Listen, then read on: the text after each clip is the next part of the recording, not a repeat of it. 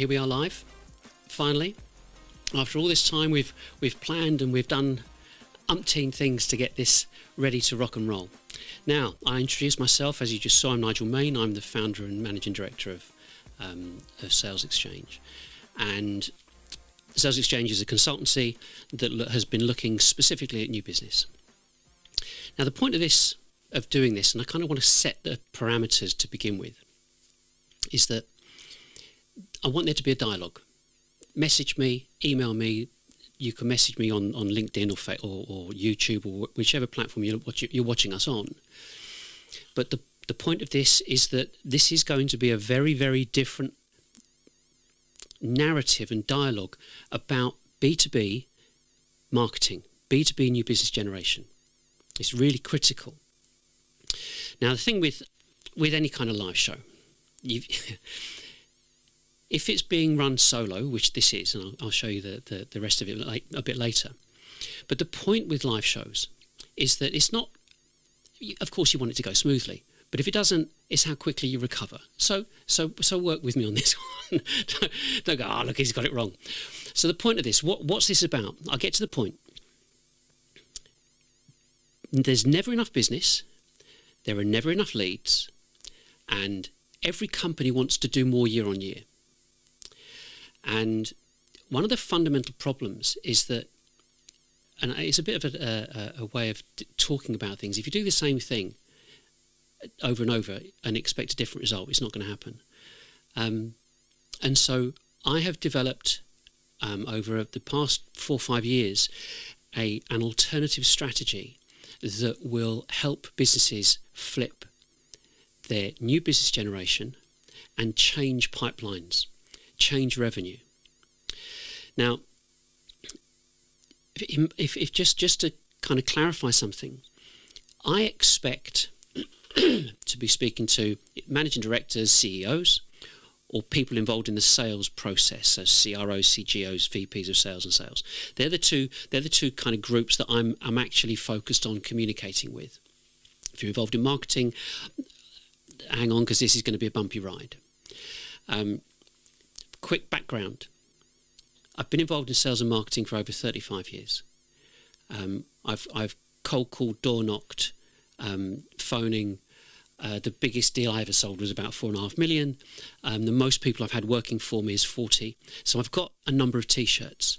And you could say my driver to find out a better method of doing things was having been involved in sales and running startups, setting the startups up.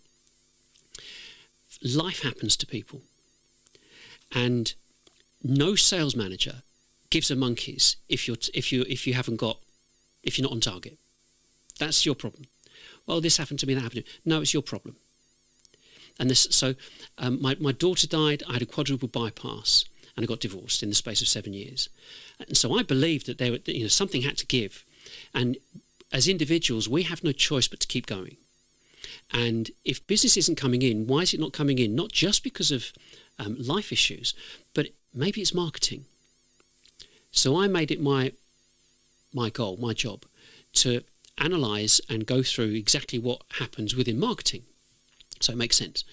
So I nailed the sales side of things. Now I'm looking at marketing, and that's been an interesting journey.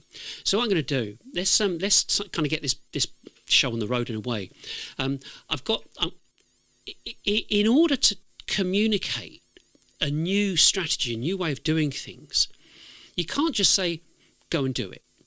There has to be a realization of what's gone on in the past to make logic and make sense of why do something different. And that's what this first presentation is about. Now, what we're going to do, we're going to get onto, we've got 6 live streams. This first one is to talk about where we are. If you don't know where you are, you cannot have a journey. It's impossible. So we're going to establish where we are, what's happened, and why do we do what we do, and why do we get the results that we get right now. Okay? And after this first presentation, the salespeople are going to absolutely love this, like beyond anything they've ever imagined in the past. This is drop dead. This is amazing. Okay, I'll come on to it. The next 4 are related to how do you do it. There's no point. There's enough people out there going, "I'm an ideas man. I've got this." No, show me how you do it. If you're truly entrepreneurial, you're going to identify a problem, and then execute the methodology to make it happen. And that's what I've done for the next 4. So getting set up, how you're supposed to how you need to communicate, and so on, and right the way through to infrastructure and setup. And then finally, we've got a review. The point of this is that the strategy that I'm going to talk about gives you the ability to reach your total addressable market at scale, engage with them at scale, identify the ones that are looking, and pass it on to sales. That's it. Simple. It's not complicated. However, the blockages that you will come up against are going to be significant, because there is a mechanism that exists that almost exists to stop you changing what you're doing. So let's move on to this. This is what I'm calling like the state of the nation. This is where we are. So if you look at the way that selling has happened and happens, it hasn't changed in about 70 years. You've got cold calling, you've got salespeople go out, and back in the day, the salespeople would find a business, cold call the business, talk to the business, do a presentation, demonstration, go and get it closed, come back and ring a bell. That was it. Nothing wrong with that. But they drove everything. Over time, technology changed, the internet came along, and we then had digital. There's nothing wrong with it, but it's making sure that we know why we're using it and who it was intended for in the first place. This is critical, absolutely critical. This guy, Daniel Kahneman, he wrote this book called Thinking Fast and Slow. And the premise of the book, the background of the book is summary. When we think fast, we perceive or believe it's instinctive. Okay? And we all make instant decisions about things. The other thinking slow, is like considered, is when you evaluate something and you establish whether it's going to be right or wrong for you. But we want to concentrate on fast thinking. Now, fast thinking comes about through doing things via repetition. And marketers do things via repetition. Okay? So the issue here is, what are we doing? Well, the way that marketing is now set up, we've got demand gen, lead gen, ABM, pay-per-click, banners, and so on. And trust me, I know the marketing side of things absolutely inside out. So you'll understand that what I'm saying is, I'm not looking to kind of encourage anything to do with digital marketing for B2B. Quite the contrary, and you'll see in a minute. So we've got this situation where you've got technology that's being used everywhere. I mean everywhere. And you have to understand how that came about. So, Big Tech Martech says, buy this technology. You go, well, yeah, because we want to generate more business, don't we? So, Martech tell their advocates, who are the marketers, to get you as a business owner to invest in the technology. And early days, the directors would say, well, I'm not doing that. And the response is, well, if you don't want to do it, if you don't want to compete, it's up to you. So gradually, with successive employees saying the same thing, it's now become the de facto standard in a business. You have marketing automation, you have demand gen, lead gen, ABM, ABX, and you have a whole raft of integrated technologies with Salesforce or Dynamics or whatever you're using as your CRM. That's it. Everybody's got the same tech. So you think, okay, if everyone's got the same tech, why then does this happen? This is really serious, because if you're looking at a mechanism that is supposed to deliver the results that you need as a business, why does CMOs get fired every 9 to 18 months? And that goes back to, I'm looking up here because I've got a screen up here, and that's from 2016. Now, the quickest narrative is a CMO comes in, promises the earth and doesn't deliver. That's the reality. And the timescale, they join a new company, 3 months to come up with a new plan, 12 months to execute it, 3 months to find a new job, or they're pushed. That's it. That's how it works. That's unfortunate. Now you think, well, is it really that cut and dry? Well, for the past 6 years it's been, 7 years. You think, okay, well, it could be. Yeah, so work with me on this.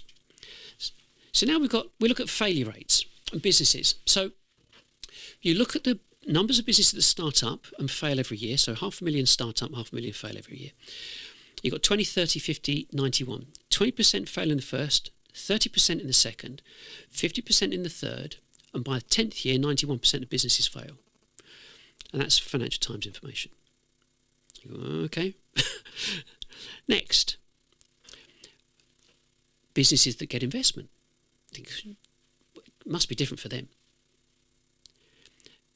20, 75, 95. 40%, 75%, 95%. So 40% of businesses fail that receive investment. 75% of businesses don't achieve the targets that they set for themselves. 95% don't make a return on investment for the investors, which is why all the investors are looking for unicorns. And according to CB Insights, they're an online publishing company, they say 50% of the reasons for businesses that go bust are marketing related. So it's like, wait a second, because what we're talking here is joining the dots. Next, now you look at what businesses are actually doing. So kind of cut to the chase. What's that? But look at us, we're doing this much business. Okay, now you look at how many people you employ and your turnover. Divide one by the other, it gives you a figure. Now the average turnover per person per annum is about 120 grand or $144,000. This is kind of up and down, but that's a fact. So it's like, if you expect a salesperson, I'm not giving carte blanche to salespeople to go off and not do any work, but to expect salespeople to do more business based upon what? So if the leads are no good, why are the leads no good? I'm going to come on to that in a minute. But if you're looking at the averages, if the average is 120 grand per person per annum across the board, I did a separate. We've got this analysis from the British Institute of Statistics. I did my own. So I looked at 75 of the larger software companies around the world and got all their turnover figures and their employee figures and divided one by the other. It was 144k. That's BPM, RPA, that's business process management, robotic process automation, enterprise architecture. And you think, 120 grand per person per annum.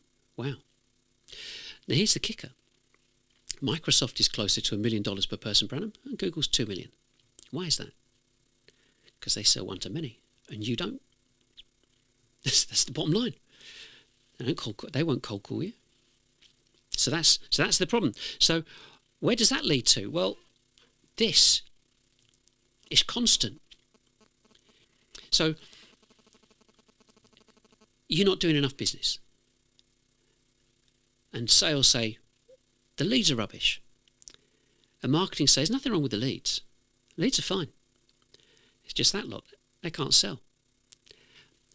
Sales enablement, that's what we need. We need to train them up. We need to give them a bit more training. Get them to learn how to close. You go, but I've been doing this for 20 years. I know how to close. The leads are rubbish. No, you see. But the issue and the problem here is that the technology that every B2B, because this is very specific about B2B, the technology that B2Bs use was designed for consumers. You go, well, surely not. Now you look at Demandbase, Marketo, Eloqua, HubSpot. No. Yeah. Go back to the beginning of the internet explosion. the main companies that were out there, the search engine companies, they were given massive valuations. You probably remember. They gave massive billion valuations, but the valuations were based upon the lifetime value of the companies that were connected to them. How did they establish the lifetime value of the company? Well, they would say, well, each person we expect to spend £100 or $100 or $200 over the lifetime of them being connected to us. How did they establish that? Through their email addresses. Everybody got wind of it and went, well, happy days. What we need is email addresses. How do we get people's email addresses? Well, just ask them, just try and do it. Well, that didn't really work very well, did it? So I tell you what we'll do.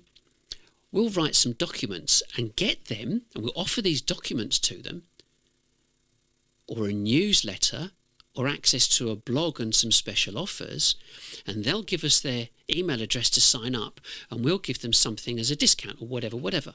Happy days. So, I'm quite happy to say, well, I look good in Levi jeans, or I look good in a pair of Adidas trainers, or I quite like Breitling, or Rolex, or Red Bull, whatever. I haven't got a problem signing up to their newsletters because they're never going to cold call me.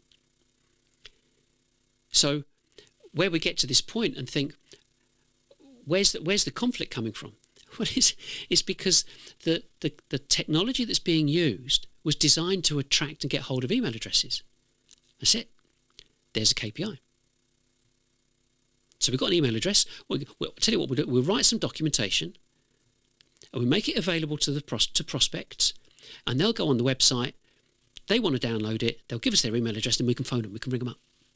Simple. What we've done is we've achieved to not have to send people out knocking on doors anymore. That's it. That's the best it is. So you now got this situation where you're paying Google pay-per-click to go to your landing page to get the information, company name and email address and so on, to give them this documentation. Now the trouble is, businesses don't want to give out their information. And why would they? They want their plans to remain confidential. They always have. People are quite happy to acknowledge Gartner. If you sell software, you want to be on the Gartner quadrant. Makes sense. Gartner say 83% of businesses want to remain anonymous, don't want to speak to a salesperson until they're ready. So that anonymity is a problem. Because if the people that are driving the collation of email addresses and new business, and bearing in mind, there are companies now, excuse me, there are companies now that have given or have told or are instructing BDRs to report to marketing. So marketing are now responsible for new business development completely. So you've now got this situation where, in order to try and achieve their KPIs, it's called gifting. So, ABM tier 1, 2, 3, 4, if they're in tier 2 or 1, give them a gift. To me, that just smacks of desperation, because you don't want to do that. Because if you say, well, we'll give you $100, and someone says, I'm spending 150 grand with you, I want a bit more than $100. Oh, really? Well, what would you like? It just opens up too many questions. And then you've got reverse IP lookup. So you've got these people that you're trying to get their name and address from an email form on marketing automation. So they go onto your website and they do that. Once that happens, that information goes into a data lake, which means they know who you are, where you are, what you've done. Even if you just visit a website, they've got your IP address. So now they know they've got your IP address, and if you've signed up to something at some stage, you've got these data lakes matching up the data. So you think anything that you do as a business, you're not anonymous.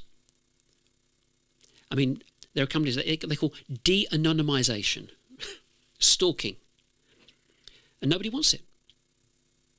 So you've got these multiple things that are happening. If you're looking on a larger screen, you can read this, but if it's a smaller screen, you can't. All this information is in the link. What we're saying is that to try and get business, to try and grow that pipeline, you have multiple steps and hoops to jump through when you're applying typical B2B marketing. It doesn't work. We know it doesn't work.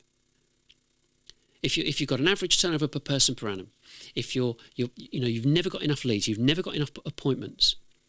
So the top row, that's where everybody is. So this is the staggering thing about it. That's where everyone is. The bottom one is a 2-step process. Simplify it. KISS, keep it simple, stupid, and all that kind of stuff. That's what you want. You want the ability to reach out to your total addressable market as quickly and as efficiently as possible. Excuse me. There's this guy called Buckminster Fuller. He said, if you want to, well, you can read it. To change something, you build a new model that makes the old one obsolete. That's what we're doing. That's what this is about. This whole premise. It's about changing the way that businesses, really specifically businesses, look at the way that they engage with their total addressable market. I mean, this is the process. I'll walk you through this. The first thing you need to do is tell people that you exist. And you need to do that at scale. But you also need to, there's a process of changing the way that you structure your website. Only the content on it. And I mean, we've got a thing, a solution that we call it Social 444. And what it is I think it was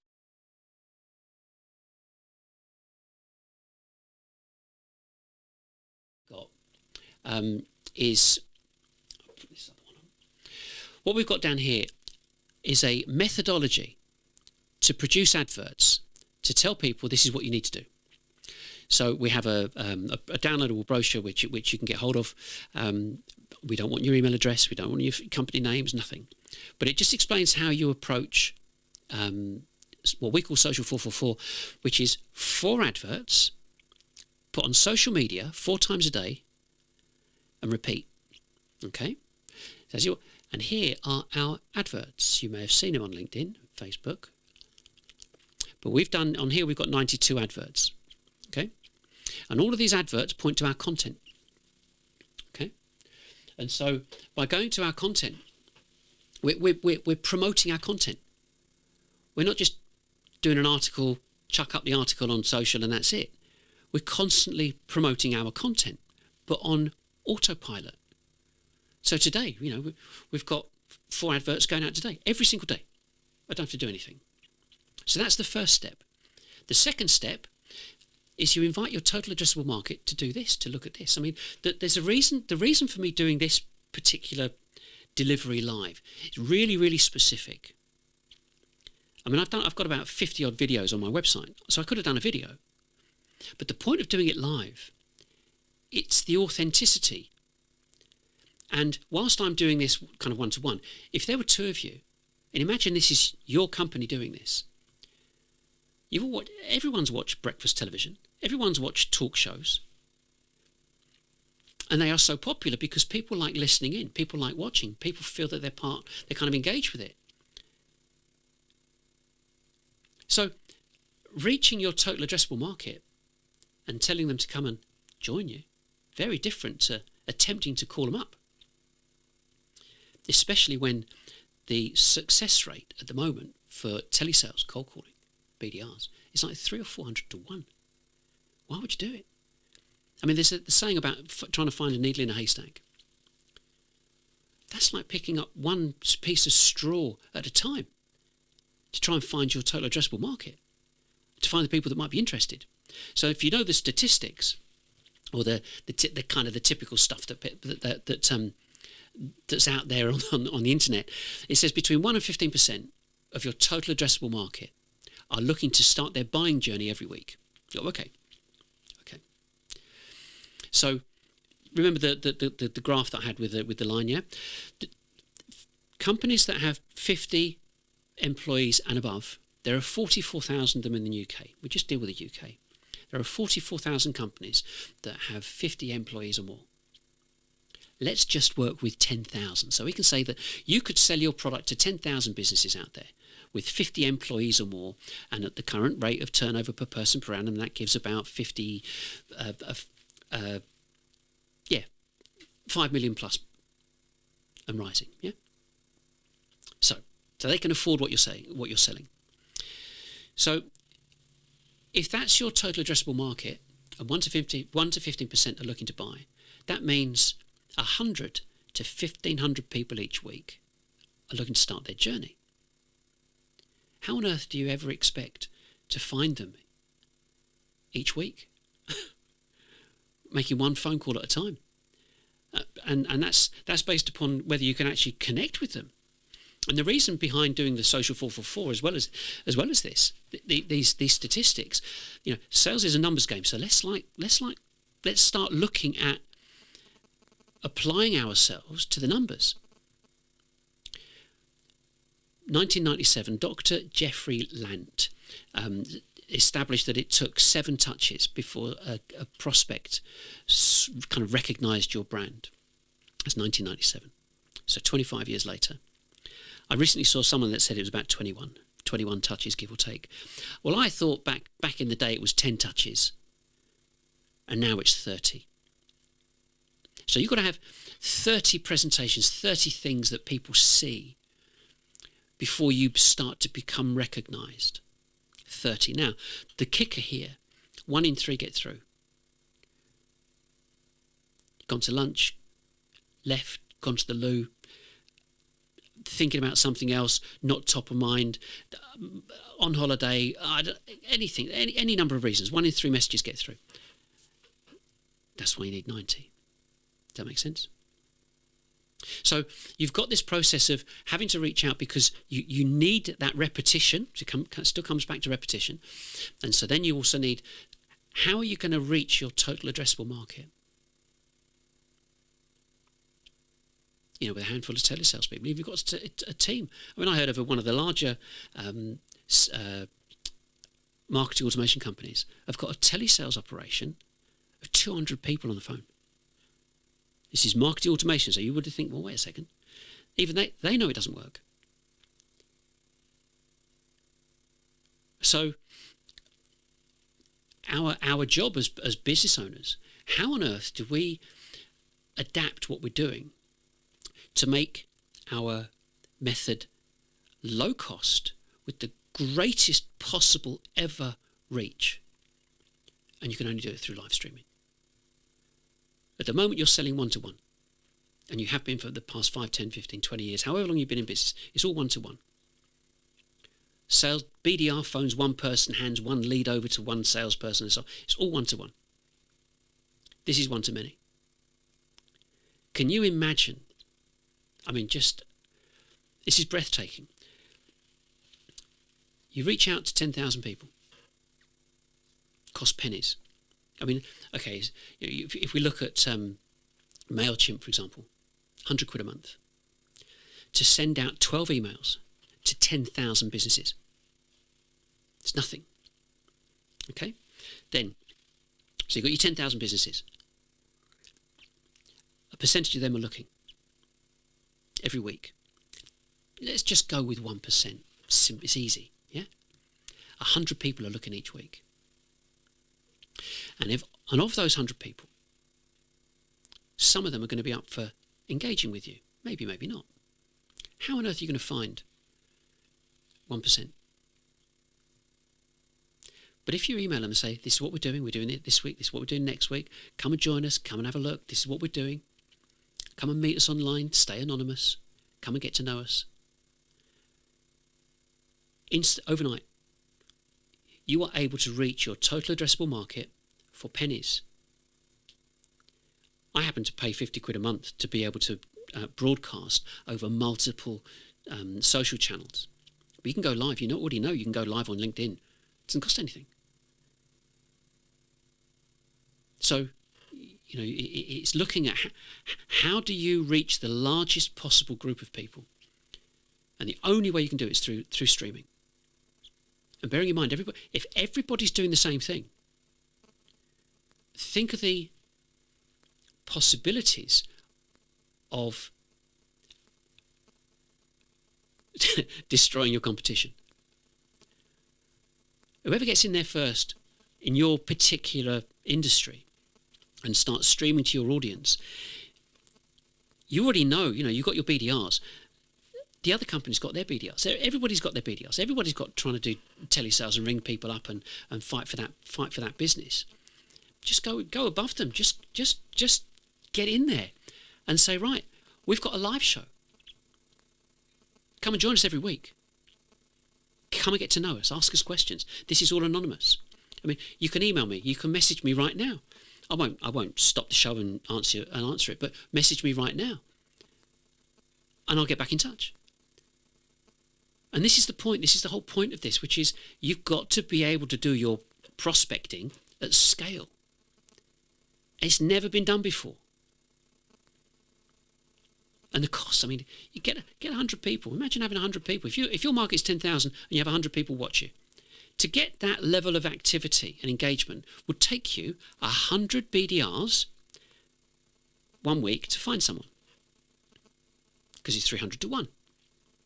100 BDRs would cost you £5 million a year. You couldn't do it. You wouldn't do it. It's a no-brainer. So, the other things we've got, in terms of the self-service website, that's what people want to do. They want to learn. They want to self-educate, self-serve. And you want to enable your prospects to speak to sales direct, cut out any middle people. Enable, put a mechanism in place, the software and routing, and whether it's email routing or whether it's phone routing, it's possible, it's doable. We know it's doable. So, in terms of live show segments, the list of different segments you can have is as long as your arm. And these are just the segments. These aren't the repetitive ones that you've got to have, like the intro and the welcome messages and that kind of thing. So here the point is, I don't know if anybody saw this last week. I did a series of 5 new news updates. Okay, and that format and that layout, you can see that's the same as Fox News. So we've got a moving background and we've got lower thirds and all this kind of stuff. But your company, you turn over however much you turn over. You've got a spare office, put a green screen up the back, a nice sofa in there, a couple of cameras, you're away. You can go live every day or every week. Entirely up to you. And that's what this is about. Is how do you do it? And it's so straightforward. Yes, the workflow is different. Of course it's different. But if you look at what your marketing people are doing compared to this, this is a spectacular way of generating new business. Nobody can touch it. So then we've got, we're kind of coming into land now. You've got a choice. If you look at this adoption curve, we all know about it. But if the percentages that you got there with the innovators and early adopters, yeah, I mean, we've got less than 20%. You want to sell to, call it 20%. You want to sell to your total addressable market. 20% are innovators and early adopters. So how are you going to find them?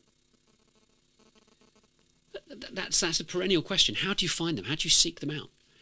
How do you get them to engage with you? How do you present who you are? How do you present your personality? And with no disrespect to BDRs, end up being the least qualified people in the company, because the salespeople have been there for however long and are technically experienced and so on. And BDRs, they're just there, just get on the phone, get on the phone, get on the phone.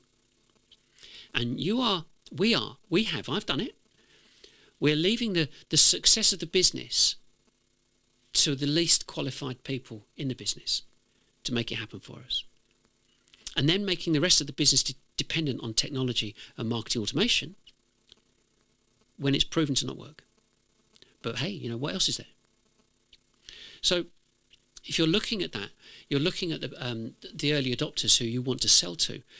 But likewise, in your industry, are you an innovator and an early adopter? And if you are, you'll probably do this. And there will always be the early majority, late majority, and the laggards. It's just how it is. Everybody knows that's how it is. But how do you differentiate yourself? How do you establish that your company is the preeminent company that these prospects should be looking at? If you can't differentiate yourself right at the beginning with a BDR or a bit of marketing automation software, of which there are 4 or 5 main companies. So everybody's got the same software. Your logo and your B2B brand does not hold the same value as, say, Chanel. Nobody's interested. They want to know, can you, as a company, support me and my company in doing what we need to do if we buy from you? Can you support that? And the only way you can tell them, of course we can. Come and join us live. We're not going to cold call you. Come and find out who we are. Come and learn about what we do, how we help. And the thing with this, with all this information, this information, this will be live. This will be not live. It'll be recorded. And the same thing you can do for them. Every live show gets recorded. Use it again. There's a choice. There's always a choice. Do you stay, phoning your prospects one-to-one? Or do you engage with them at scale? Do you try and get them to fill out a form? Or do you say, we've got a transparent open access website, come and learn. We'll help you learn. Because we know that if we've taught you, if we've educated you, if we've helped you, you will come and buy from us. Yet, that's how I work. I dare say that's how you work. We all do this. This is how we live. This is how we like doing things. We don't want to be sold. Especially B2B stuff, because we're looking to make a profit with anything that we buy. So, if that's how we live and how we work and all the statistics point to that, why are we using BDRs? Let's just tell our total addressable market, we're here, this is what we do, come and look. And the big question, how much is it going to cost? If you imagine you got 10 BDRs, it's costing you £500,000 a year. It's a lot of money. And that means one person potentially per week they will find.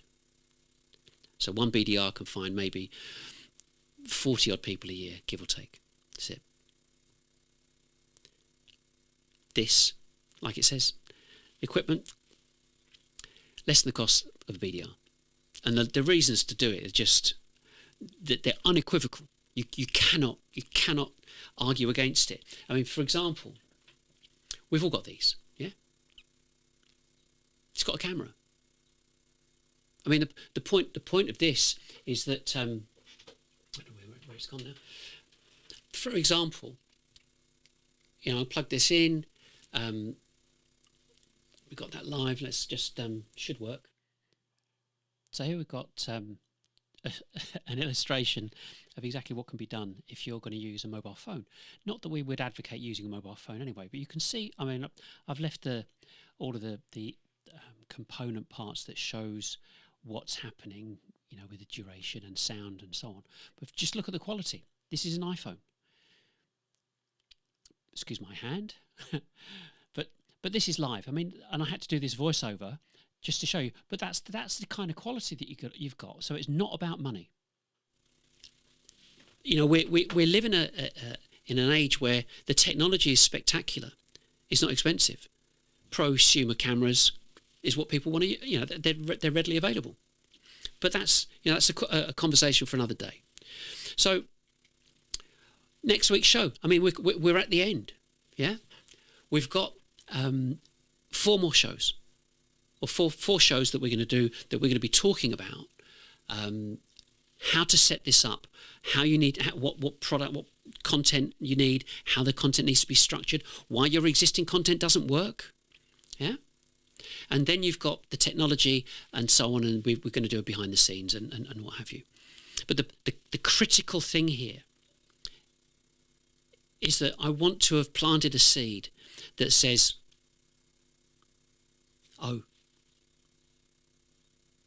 this is a bit of an eye-opener. We didn't quite realise joining the dots was quite like that. What are we supposed to do now? If you want to increase next year's turnover, you have to do something different. Do what you've always done, get what you've always got. And that's the critical factor here. This costs pennies. I mean, to reach out to if you haven't got you should have a database of your total addressable market. You should have had it ongoing. If you haven't, it costs you $3,000 for 10,000 names. And so you use that database, you message people and say, this is what we're going to be doing. At the same time, you put the same database, upload it to LinkedIn, and they'll do banner adverts to tell that same group of people of 10,000, come and watch us. That's it, finished. This methodology, one person, and the reason I'm saying that, I'm doing this solo and everything else, it's to show you what's attainable, what's achievable. If you look at the website, I did the website. I built it, every graphic, every word, every document. I mean, even to the point, I wrote and published this book, which is on Amazon. The whole point of this is that you have to look at what the work rate is for marketing and what are they actually delivering. If I can reach out to potentially thousands, tens or hundreds of thousands of people, depending on how I want to run my business, so can you. And the process for new business, it must start at the beginning. Yeah? It must start at the beginning. Reach the greatest number of people, get them to self-segment, get to filter them down to the ones that are looking and work with them. And it flips everything. Absolutely flips everything. That actually brings us to a close. I hope you enjoyed this. Lot to take in. The recording is automatically processed at the end. And we'll be back same time next week, Thursday, talking about how to get this set up. There are some things that will surprise you because, like I said, I've spent 5 years pulling this apart, 10 years in fact, pulling it apart, putting it back together again and coming up with a new structure that completely flips your profitability. And like I said, salespeople absolutely love this. Absolutely love this. It's everything they've ever wanted. And I'm a salesperson, so I know what I'm talking about. Anyway, that's it from me. I'll see you next week. Like I said, any questions, message me.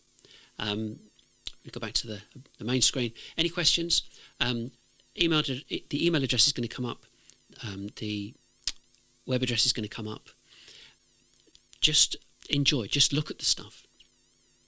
There is no close. There is no pitch. You will know. You will know if this is right for you. But the first thing you're going to do is start looking at what you are doing, and you'll make decisions from there. And like I said, we've got a few weeks here. It's coming to the end of February. Our shows finish at the end of March. That'll probably be the end of most people's fiscal year. We'll take it from there. See what happens for your next year. But join me next week, and I'll see you then. Bye for now.